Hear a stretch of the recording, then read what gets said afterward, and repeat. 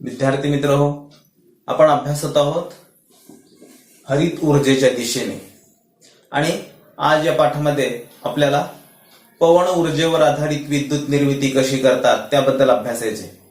या अगोदर आपण या पाठामध्ये वेगवेगळ्या प्रकारे विद्युत निर्मिती कशी केली जाते याबद्दल जाणून घेतलं। औष्णिक ऊर्जेवर आधारित विद्युत निर्मिती, त्याचबरोबर अणूचं विखंडन करून विद्युत निर्मिती करता येते, जैव वायू किंवा नैसर्गिक वायूच्या आधारे विद्युत निर्मिती, आणि या सगळ्या विद्युत निर्मिती करण्यामधून पर्यावरणीय काही प्रश्न निर्माण होतात। जे पर्यावरणीय प्रश्न वेगवेगळ्या प्रकारचं प्रदूषण तयार करतात। हवेचं प्रदूषण, पाण्याचं प्रदूषण, त्याचबरोबर जमिनीचं प्रदूषण, आणि या सगळ्या गोष्टींचा विचार केल्यास या विद्युत निर्मिती प्रकल्पांना आपल्याला पर्यावरण स्नेही प्रकल्प म्हणता येणार नाही। म्हणजे ज्या विद्युत निर्मिती प्रकल्पामधून पर्यावरण स्नेही विद्युत आपल्याला उपलब्ध करता येते अशाच विद्युत निर्मिती प्रकल्पांना पर्यावरण स्नेही आणि त्यापासून मिळालेली जी ऊर्जा असते त्या ऊर्जेला हरित ऊर्जा म्हणता येईल। मग आपण आता हरित ऊर्जेच्या दिशेने वाटचाल करतोय।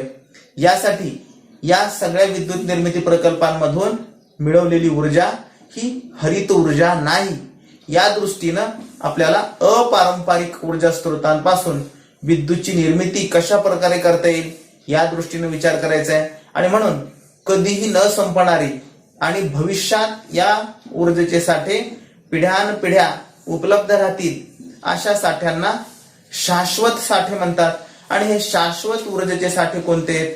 तर मग आपल्याकडे असणारा सूर्य हा प्रचंड मोठा ऊर्जेचा स्रोत आहे, जो सगळ्या ऊर्जेचा जीवनधार ऊर्जा स्रोत आहे। सगळ्या सजीवांचा आधार असलेला किंवा सर्व ऊर्जा ज्या ऊर्जा स्रोतावर अवलंबून असतात असा ऊर्जा स्रोत म्हणजे सौर ऊर्जा। आणि या पृथ्वीवर मुबलक प्रमाणामध्ये सौर ऊर्जा काही अपवाद वगळता उपलब्ध आहे, आणि म्हणून हा कधीही न संपणारा आणि वर्षानुवर्ष टिकणारा असा हा ऊर्जेचा स्रोत आहे। अशा ऊर्जा स्रोताचा जर वापर केला तर आपल्याला ऊर्जाविषयक गरजही भागवता येईल आणि पर्यावरणीय प्रश्नांची तीव्रता सुद्धा काही प्रमाणामध्ये आपल्याला कमी करता येऊ शकते। या अगोदर आपण जलविद्युत निर्मिती केंद्रामधून विद्युतची निर्मिती कशा प्रकारे करतात हे अभ्यासलं, आणि त्या ठिकाणी आपल्या काही महत्वाच्या बाबी लक्षात आल्या। पाण्यापासून विद्युत निर्मिती करताना येणाऱ्या अडचणी कोणत्या, त्याचबरोबर पाण्यापासून विद्युत निर्मिती करत असताना सुद्धा हा 100% पर्यावरण स्नेही आहे का, ह्याच्यामध्ये देखील काही अडचणी आहेत। कारण धरण बांधावं लागतं, धरण क्षेत्रामध्ये जमीन आल्यानंतर तिथल्या भूभागामध्ये असणाऱ्या परिसंस्थेला अडथळा निर्माण होतो। या समस्यांचा जर विचार केला तर पण इतरांच्या तुलनेनं पाण्यापासून विद्युत निर्मिती ही पर्यावरण स्नेही आहे असं आपल्याला म्हणता येईल। त्यानंतर पुढचा आपण अभ्यासतोय आता वाऱ्यापासून विद्युत निर्मिती किंवा पवन ऊर्जेवर आधारित विद्युत निर्मिती। पवन म्हणजे वारा। आता वारा कसा असायला पाहिजे? वाहता वारा असायला पाहिजे। मग वाहत्या वाऱ्यामध्ये कोणती ऊर्जा असते? गतिज ऊर्जा असते। पवन ऊर्जेवर आधारित विद्युत निर्मिती करण्यासाठी आपल्याला वाहत्या वाऱ्याच्या गतिज ऊर्जेचं रूपांतर विद्युत ऊर्जेमध्ये करावं लागतं। त्यासाठी काही टप्पे आहेत या पवन ऊर्जेवर आधारित विद्युत निर्मिती करण्यासाठी। आता या पवन चक्क्या विशिष्ट भूभागामध्ये उभ्या कराव्या लागतात, ज्या ठिकाणी वाऱ्याचा वेग पवन चक्क्यांची पाती फिरण्यायोग्य असेल अशाच परिसरामध्ये हे सगळं करता येईल। आणि ज्या ठिकाणी वाऱ्याचा वेग अत्यंत कमी अशा ठिकाणी या पवन चक्क्या चालणार नाहीत। या मर्यादांचा जर विचार केला, परंतु वारा हा मोफत आणि आपल्याला सहज उपलब्ध होणारा ऊर्जेचा स्रोत आहे, आणि म्हणून यापासून देखील आपल्याला ऊर्जा मिळवता येते आणि याचे पर्यावरणीय प्रश्न निर्माण होत नाहीत, कारण या ठिकाणी कोणताही इंधनाचा स्रोत जाळावा लागत नाही। आणि जिथं ज्वलनच नाही तिथं पर्यावरणाचं हवेचं प्रदूषण होणार नाही किंवा पाण्याचं प्रदूषण, मातीचं प्रदूषण होण्याची शक्यता कमी असते। आणि म्हणून महाराष्ट्रामध्ये आपण पुणे जिल्ह्यामध्ये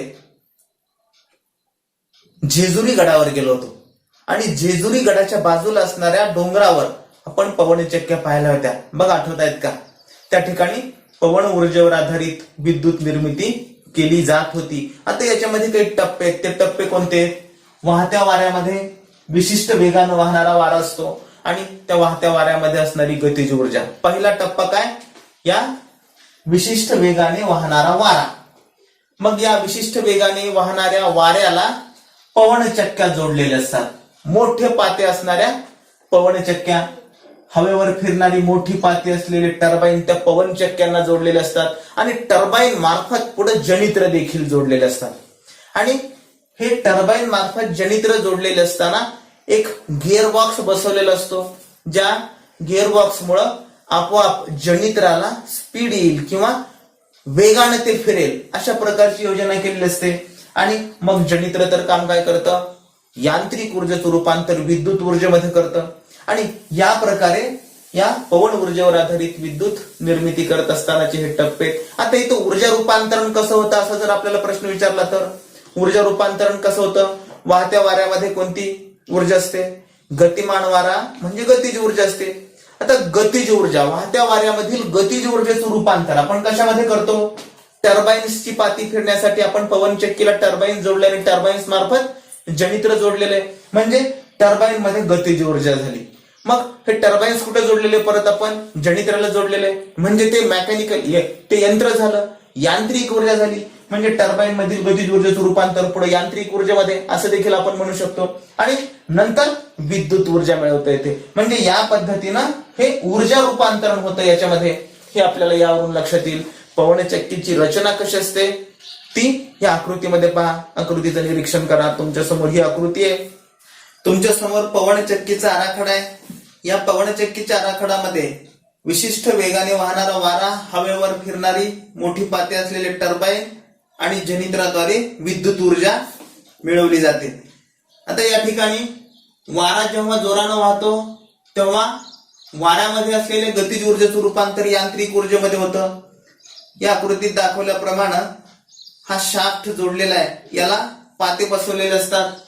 आणि ज्या ठिकाणी पवन ऊर्जेपासून विद्युत ऊर्जा आपल्याला उपलब्ध करायची त्या ठिकाणचा हवेचा वेग मात्र महत्वाचा आहे. मग ही हवा कुठे उपलब्ध असेल? मग सागर किनारी किंवा उंच डोंगरावर जास्त वेगाची हवा असल्यानंतर त्याच ठिकाणी आपल्याला पवनचक्क्या उभ्या करता येतील. आणि या ऊर्जेचा वापर करून विद्युत ऊर्जेची निर्मिती, या ऊर्जेचा वापर करून विद्युत ऊर्जा मिळवता येते. आणि याला आपण पवनचक्की म्हणतो. यामध्ये टर्बाईन्स असतात. टर्बाईनच्या पात्यावर वाहणारी हवा आदळल्यानंतर हे पाते फिरतात. त्याचबरोबर टर्बाईनचा अक्ष गती वाढवणाऱ्या गिअर बॉक्सला जोडलेला असतो. टर्बाईनचा अक्ष गती वाढवणाऱ्या गिअर बॉक्स मार्फत जनित्राला जोडलेला असतो. आणि ज्यावेळी ही पाती फिरतात त्यावेळी फिरत्या पात्यामुळे जनित्र फिरतं आणि पाते फिरल्यानंतर त्या गतिज ऊर्जेचं रूपांतर विद्युत ऊर्जेमध्ये होत असतं. आकृतीचं निरीक्षण केल्यानंतर आपल्या लक्षात येईल की पवनचक्कीचा आराखडा नेमका कसा असतो. आता अगदी 1 किलोवॅट पेक्षा कमी क्षमतेपासून ते साधारणपणे 7 मेगावॅट एवढ्या क्षमतेचे पवन निर्मिती यंत्र उपलब्ध आहेत. आता या ठिकाणी हे आकडे आणखी कमी दिलेले आहेत पुस्तकामध्ये.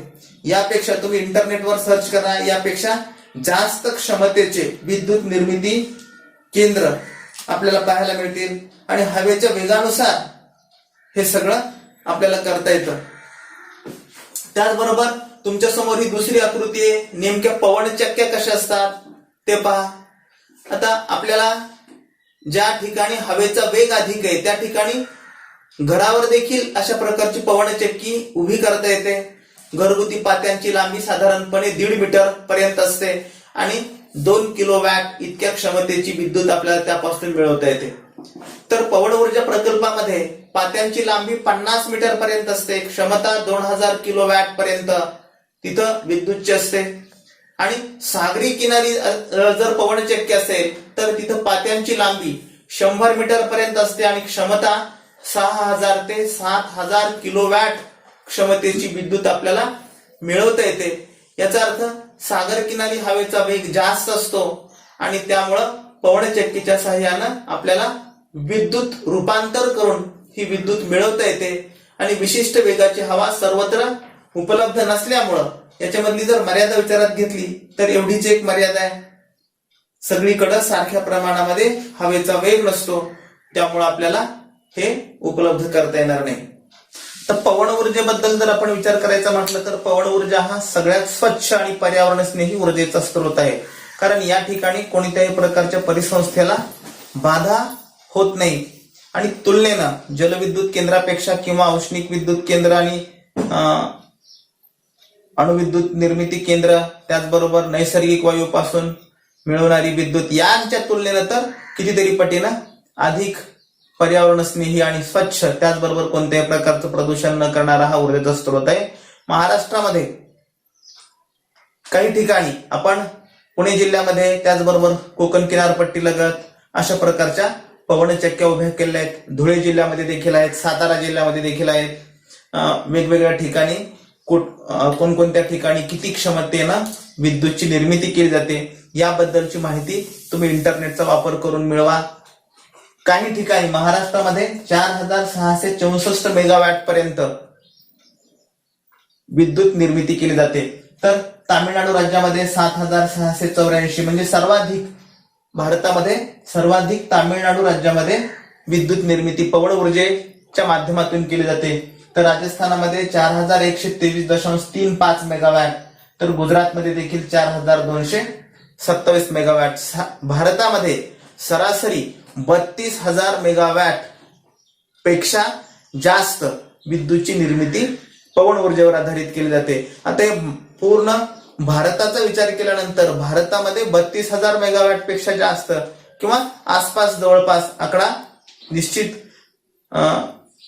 आपल्याला उपलब्ध नाही, परंतु याचं प्रमाण आणि वापराचा ओघ जर विचारात घेतला तर आपण कितीतरी पटीनं अधिक विद्युत वापरतो आणि मग निर्मिती प्रक्रिया मात्र फार कमी प्रमाणामध्ये आहे.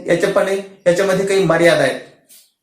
या मर्यादांचा जर विचार केला तर सर्व ठिकाणी सारख्या प्रमाणामध्ये विशिष्ट वेगाने वाहणारी हवा उपलब्ध नाही, त्यामुळं वाऱ्याचा वेग या ठिकाणी महत्वाचा आहे आणि हीच एक महत्वाची मर्यादा. पश्चिम महाराष्ट्रामध्ये काही पवनचक्क्या आहेत, मग डोंगर माथ्यावर किंवा सागर किनारीच अशा प्रकारच्या पवनचक्क्या उभ्या करता येतात, परंतु या सगळ्यांमधून विद्युत निर्मिती करत असतानाचं तत्व मात्र तेच मायकेल फॅराडे यांचं विद्युत चुंबकीय प्रवर्तनाचं तत्व, इलेक्ट्रोमॅग्नेटिक इंडक्शन, याच तत्वावर आधारित हे सगळे विद्युत निर्मिती प्रकल्प चालत असतात. इतर स्त्रोतांचा विचार केल्यानंतर सर्वाधिक पर्यावरण स्नेही याला म्हणता येईल. आता यापेक्षा सौर ऊर्जेवर आधारित तर यापेक्षा अधिक पर्यावरण स्नेही आहे, परंतु जलविद्युत निर्मिती केंद्र, पवन विद्युत निर्मिती केंद्र किंवा सौर विद्युत निर्मिती केंद्र यामधून मिळणारी विद्युत ही अधिक पर्यावरण स्नेही असते, हे आपल्याला यावरून लक्षात येईल. आता विद्युतची निर्मिती एवढ्या सगळ्या मार्फत होत असली तरी विद्युतच्या वापरामधून निर्माण होणारे जे प्रश्न आहेत ते प्रश्न मात्र, आता हे विद्युत निर्मिती प्रकल्प आहेत पर्यावरण स्नेही, परंतु वापर केल्यानंतर त्यामधून निर्माण होणारे काही पर्यावरणीय प्रश्न आहेत, त्या पर्यावरणीय प्रश्नांचा सुद्धा आपण विचार करणं गरजेचं आहे.